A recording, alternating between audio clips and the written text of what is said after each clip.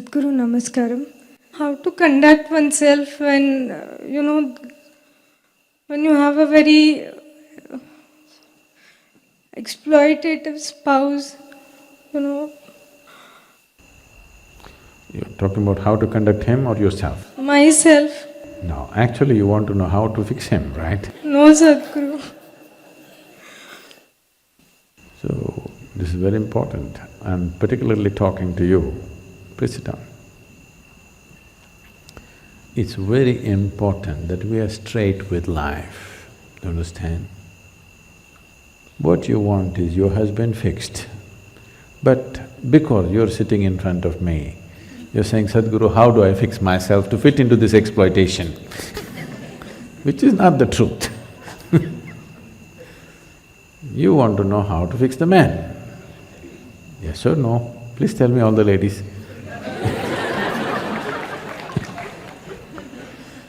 If you perceive him, we don't know what he is, we're not talking about your husband.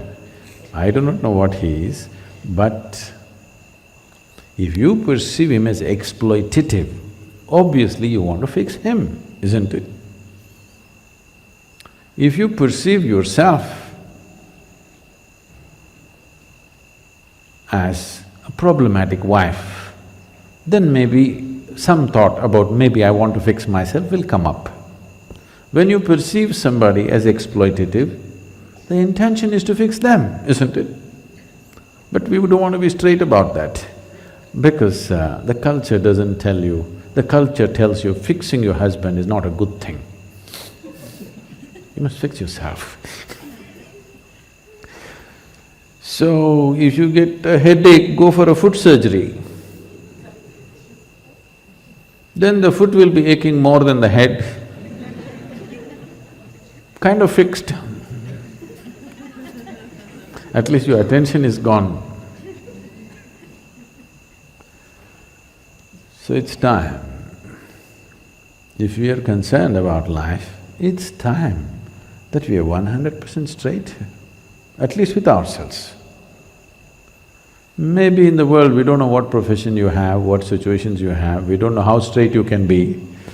I will not interfere with that, but at least with yourself, you must be 100% straight, very important.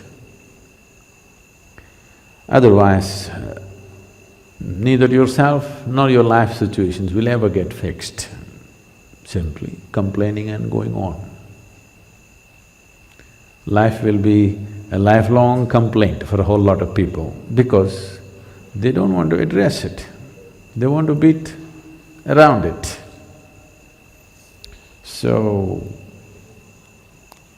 husband fixing program we must do.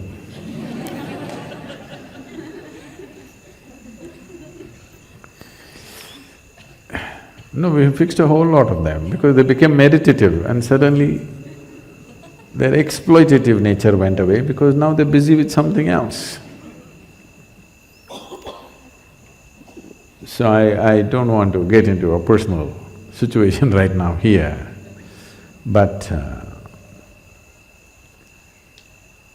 you must bring meditativeness into you and into your family. This is something we have to invest into life now. If you are not able to fix your husband, at least you must have a wish that the next generation of husbands are not exploitative. If you're interested in that, you must make sure your little boy that you have right now, you must fix him now with some meditation. Yes? Meditation is not about fixing him against something. It is just that meditativeness means to become in such a way that you are not the source of the problem. Wherever you are a solution, you are not a problem. If you become a solution, everybody will want you wherever you are, isn't it? Whether it's your workplace, your family, on the street, wherever, whoever seems like a solution, that person everybody wants, yes or no? Either you're a problem or you're one who complains about problems, nobody wants to see your face. You must know this. But if you're a solution, Everybody wants you, everywhere, including your husband. He will desperately want you if you are a solution to his life. Yes? So, it's important, not just you as a person, I'm saying everybody. It's important we understand. We need to understand. If we don't make this piece of life a pleasant piece of life, first of all, this is a fundamental thing. If you do this, after that you decide whether you need marriage, you don't need marriage, you need children, you don't need children, all these things you decide later. When this is miserable, you have no business to multiply it. Yes or no?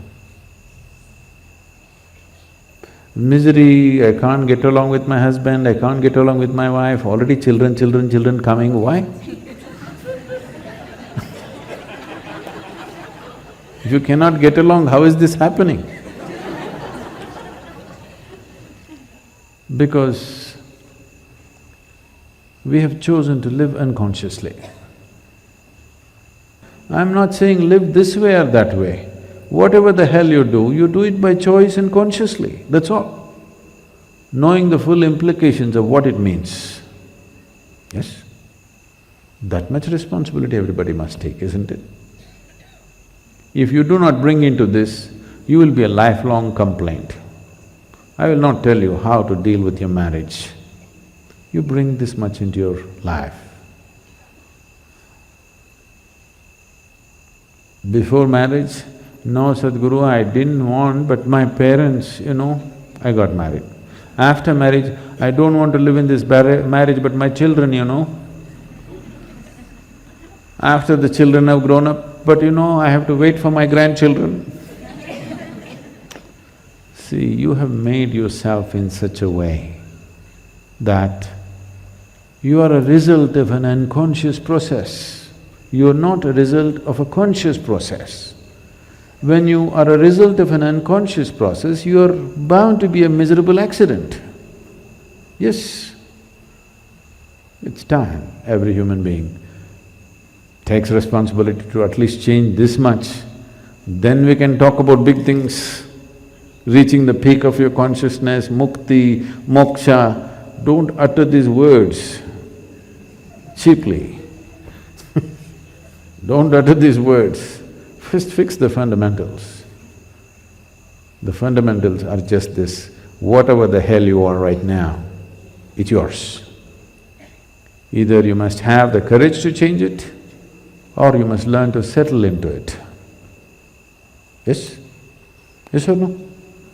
Either you must have the courage to change it, or you must learn to settle into it. One of these things you must do. Simply endless complaint for the rest of your life is no good. It is just that we must understand, if we are in certain state, everything feels like it's against us. You fix this, after that you decide which way your life should be. You stay there, there's a consequence, you get out, there's a consequence. Everything there is a consequence. But at least let it be a conscious consequence, instead of being a helpless, unconscious state of existence.